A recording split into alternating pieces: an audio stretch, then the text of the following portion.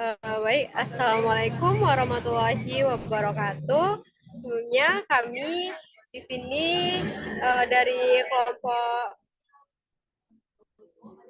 di sini akan menjelaskan tentang review laporan KLHS RPJM di Kabupaten dari Padang Pariaman.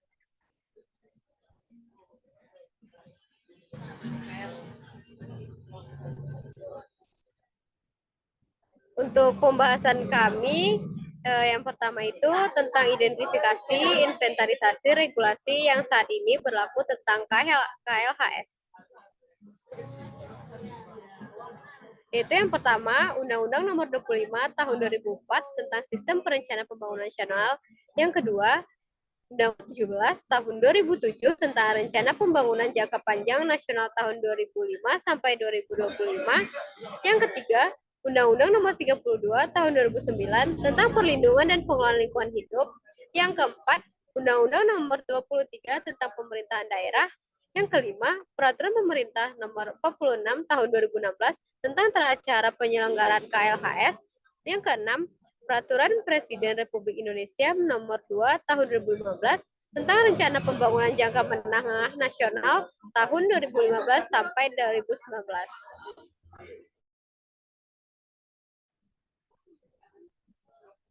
Kemudian yang ketujuh, Peraturan Presiden Nomor 59 Tahun 2017 tentang pelaksanaan pencapaian tujuan pembangunan berkelanjutan.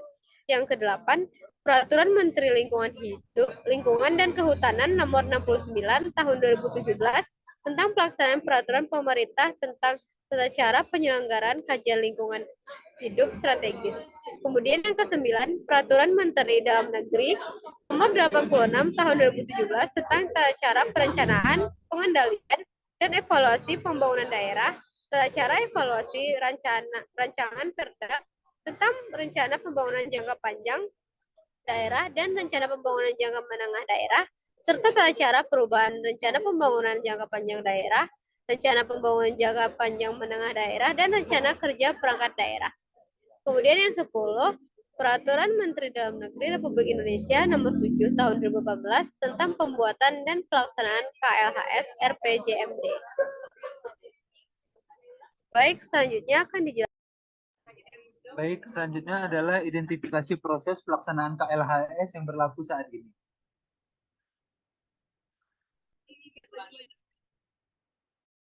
Proses pelaksanaan KLHS melalui metode pelaksanaan KLHS.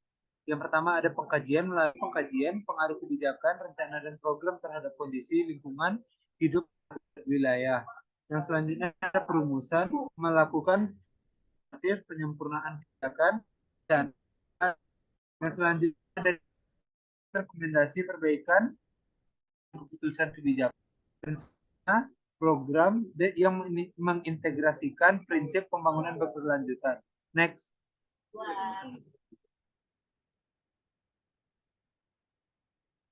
Yang pertama, pengkajian pengaruh kebijakan, rencana, dan atau program terhadap kondisi lingkungan hidup.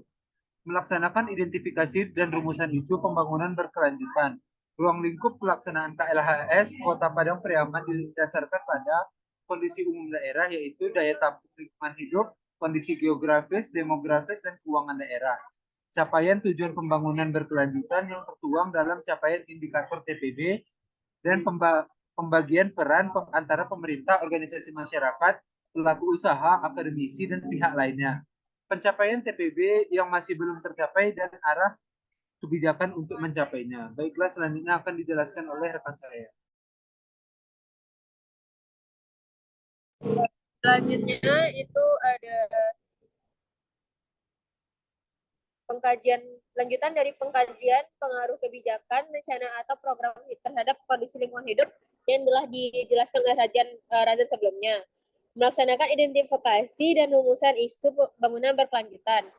Jadi rumusan isu pembangunan berkelanjutan berdasarkan Perpres nomor 59 tahun 2017 dikembangkan menjadi 319 indikator dengan 21 indikator bersifat khusus daerah tertentu dan 298 indikator yang bersifat umum. Kota Padang Pariaman memiliki 220 wewenang, yaitu terdapat pada ini adalah tabel gambaran umum indikator TPB keuangan Kabupaten Padang Pariaman. Selanjutnya,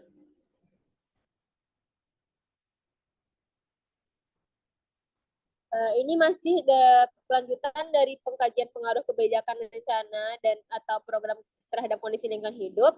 Masih dengan lanjutan yang tadi, TPB 1 dan 3 memiliki persentase yang banyak dikarenakan laju pertumbuhan ekonomi Kota Padang Pariaman yang memiliki tren turun. Kinerja perekonomian Padang Pariaman menurun menjadi 5,44% tahun 2018 dan melambat lagi hingga menjadi 2,40% di tahun 2019. Dan pada tahun 2020 mengalami penurunan yang sangat tajam dari tahun 2019 sebesar 10,47%. Jadi bisa dilihat dari tahun-tahun ini selalu menurun. Ini terdapat persenan dari tahun 2016, 2017, 2018, dan 2019 hingga 2020. Dan terdapat juga gambar laju pertumbuhan PDRB Kabupaten atau Kota di Provinsi Sumatera Barat tahun 2020. Selanjutnya.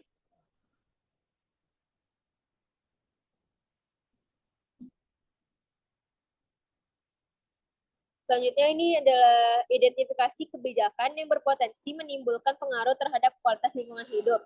Akibat rendahnya penghasilan, kebijakan yang menurunkan angka kemiskinan seperti kebijakan pembangunan jalan tol, pengalihan fungsi lahan menjadi tempat industri semakin tinggi dan berakibat pada lemahnya pengelolaan tata ruang. Pengelolaan tata ruang sangat rendah dikarenakan sampai saat ini belum ada OPD atau organisasi perangkat daerah yang bertanggung jawab atas kebijakan ini, sehingga besar kemungkinan mengakibatkan kerusakan pada lingkungan hidup. Ini adalah tabel tentang gambaran umum indikator TPB berdasarkan OPD. Selanjutnya akan dijelaskan oleh rekan saya. Baiklah, selanjutnya itu yang kedua, perumusan alternatif penyempurnaan rencana atau program. Melalui perumusan alternatif penyempurnaan rencana maupun program, didapatkan hasil yang digunakan sebagai saran maupun rekomendasi perbaikan terhadap pengambilan keputusan yang mengintegrasikan prinsip dari pembangunan berkelanjutan. Next.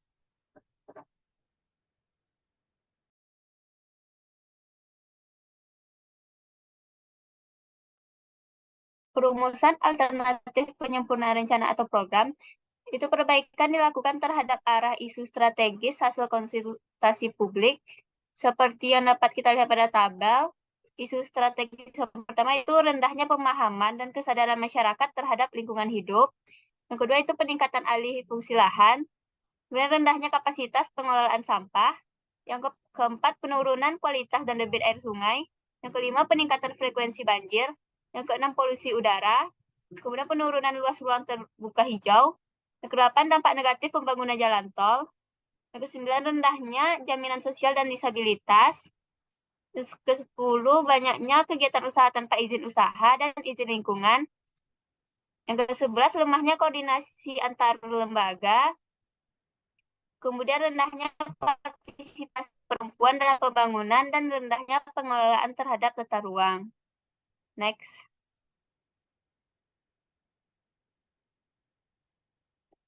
Selanjutnya itu diagram alir proses pelaksanaan KLHS.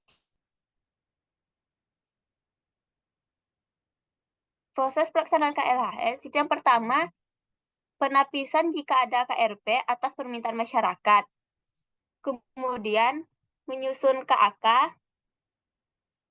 Yang ketiga itu identifikasi isu pembangunan berkelanjutan. Yang keempat itu isu materi KRP. Kemudian ada analisis pengaruh. Selanjutnya itu pengkajian pengaruh KRP terhadap kondisi lingkungan hidup. Selanjutnya itu ada rumusan alternatif, penyusunan rekomendasi dan pengintegrasian. Kemudian ada penjaminan kualitas, pendokumentasian, dan terakhir itu validasi. Selanjutnya itu dilanjutkan oleh rekan saya.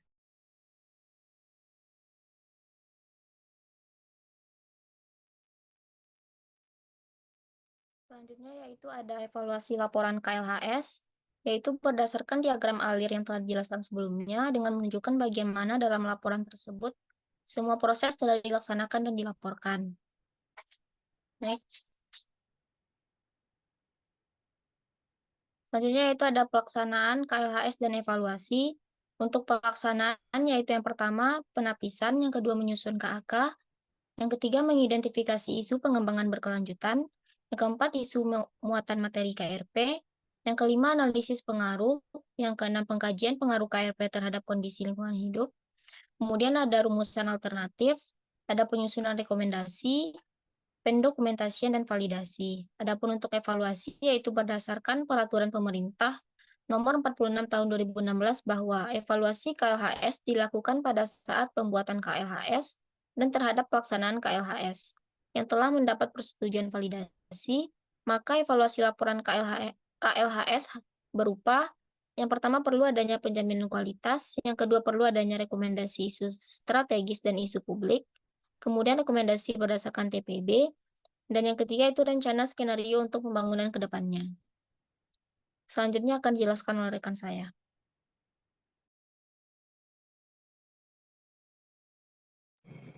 Baiklah, selanjutnya itu hal yang seharusnya dilakukan tetapi tidak dilakukan oleh penyusun KLHS Kota Padang Pariaman.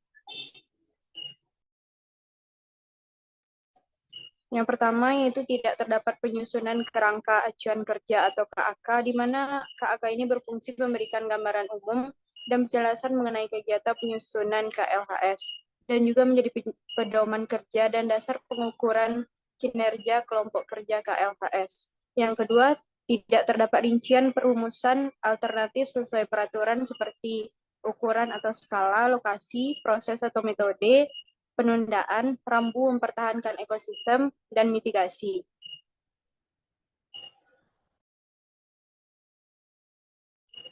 Yang ketiga, tidak dilakukan kajian pengaruh KRP terhadap kondisi lingkungan hidup yang dikelompokkan berdasarkan 6 aspek, yaitu kapasitas daya dukung dan daya tampung lingkungan hidup untuk pembangunan, perkiraan mengenai dampak dari risiko lingkungan hidup, kinerja layanan atau jasa ekosistem, efisiensi pemanfaatan sumber daya alam, tingkat kerentanan dan kapasitas adaptasi terhadap perubahan iklim, dan tingkat ketahanan dan potensi keanekaragaman hayati.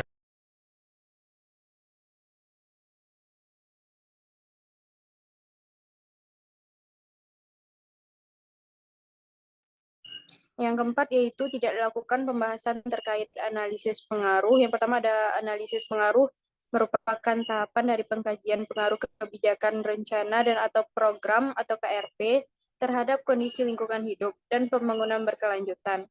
Pembahasan analisis pengaruh dapat dikonsultasikan dengan pemangku kepentingan untuk pengayaan dan penajaman hasil. Analisis pengaruh wajib dipaparkan setelah dilakukan identifikasi terkait daya dukung lingkungan untuk membantu dalam pembuatan evaluasi agar tercapai tujuan pembangunan berkelanjutan yang dirancang. Dan terakhir, tidak ada hasil KLHS dari kebijakan rencana atau program pada hierarki di atasnya yang harus diacu, serupa dan berada pada wilayah yang berdekatan dan atau memiliki keterkaitan dan atau relevansi secara langsung. Mungkin sekian yang dapat kami sampaikan, dikembalikan ke moderator.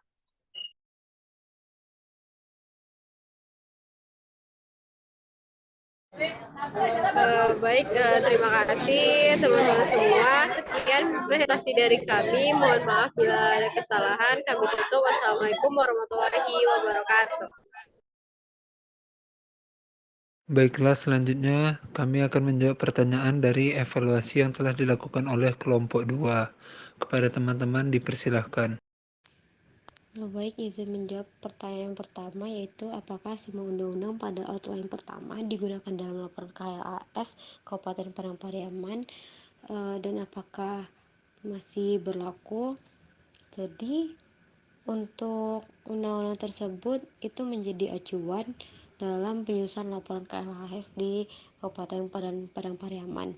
Dan untuk peraturan tersebut, di mana di sini kami kemarin sudah menjelaskan ada 10 peraturan, dan itu peraturannya masih berlaku dan bisa dicek untuk apakah laporan ini undang-undang ini masih berlaku atau tidaknya. Baiklah, sebelumnya saya Nur Azmi BP 2010-94-2037 ingin menjawab pertanyaan mengenai jelaskan bagaimana bentuk pertumbuhan PDRB Kabupaten Padang Pariaman yang jauh lebih rendah daripada kota lainnya di Sumatera Barat. Untuk jawabannya itu pertumbuhan PDRB Kabupaten Padang Pariaman pada tahun 2020 hingga 2021 memang paling terpuruk di antara kabupaten kota di Provinsi Sumatera Barat lainnya, di mana sektor transportasi dan pergudangan menyumbang kontraksi ekonomi Kabupaten Padang Pariaman paling parah sepanjang tahun 2020. Namun di tahun 2022 pertumbuhan PDRB Kabupaten Padang Pariaman mulai mengalami peningkatan dibanding tahun sebelumnya dan bahkan menjadi kabupaten kota yang memiliki laju pertumbuhan PDRB paling tertinggi dibanding wilayah kabupaten kota di Sumbar lainnya. Mungkin sekian jawaban dari pertanyaan tersebut. Terima kasih. Baiklah, saya Misyakti Rahma akan menjawab pertanyaan nomor 3, yaitu bagaimana hasil dari pelaksanaan perbaikan terhadap isu strategis pada KLHS Padang Pariaman yang dievaluasi kelompok penyaji. Baiklah, berdasarkan pertanyaan tersebut, jadi evaluasi dari perbaikan pelaksanaan terhadap isu strategis pada KLHS Padang Pariaman merupakan bentuk pandangan dan evaluasi dari kelompok kami. Jadi untuk hasil dari evaluasi tersebut belum ada karena pelaksanaannya belum terlaksana. Baiklah, saya akan mencoba menjawab pertanyaan yang keempat, yaitu pada bagian evaluasi, kelompok penyaji menyampaikan perlu adanya rekomendasi isu strategis dan isu publik. Apa bentuk rekomendasi yang diberikan? Itu bentuk rekomendasi terkait isu strategis. Yang pertama itu ada isu strategisnya rendahnya kapasitas pengelolaan sampah, di mana arah kebijakannya seperti mengembangkan pengelolaan sampah dengan pola 3R, dan mengembangkan regulasi menuju masyarakat minim sampah. Isu strategis yang kedua itu penurunan kualitas air dan berfluktuasinya debit air sungai, di mana arah kebijakannya yang pertama itu meningkatkan upaya pemeliharaan kualitas air, yang kedua itu melindungi dan meningkatkan kualitas ekosistem. Kemudian ada juga dengan meningkatkan efisiensi pemanfaatan air. Kemudian isu strategis yang ketiga, rendahnya pemahaman dan kesadaran masyarakat terhadap lingkungan hidup, di mana arah kebijakannya itu revitalisasi ajaran agama Islam dan budaya Minang dan penguatan pendidikan lingkungan. Kemudian dengan pengembangan perencanaan berbasis ekosistem dan penguatan aturan dan pengawasan menuju praktek pengelolaan lingkungan terbaik. Kemudian ada yang keempat itu banyaknya kegiatan usaha tanpa izin usaha dan izin lingkungan karena rendahnya pengelolaan terhadap tata ruang sehingga terjadinya peningkatan alih fungsi lahan. Arah kebijakannya itu dengan meningkatkan kualitas pengawasan dan pemantauan pemanfaatan ruang. Kemudian yang terakhir ada lemahnya koordinasi antar lembaga, di mana rekomendasinya mengembangkan perencanaan pembangunan berorientasi tujuan bersama dan terpadu dan mengembangkan sistem informasi untuk pendataan, implementasi, dan pemantauan. Baik, sekian presentasi dan jawaban pertanyaan yang telah diajukan oleh kelompok 2 dari kami kelompok 3. Apabila ada yang kurang mohon dimaafkan. Assalamualaikum warahmatullahi wabarakatuh.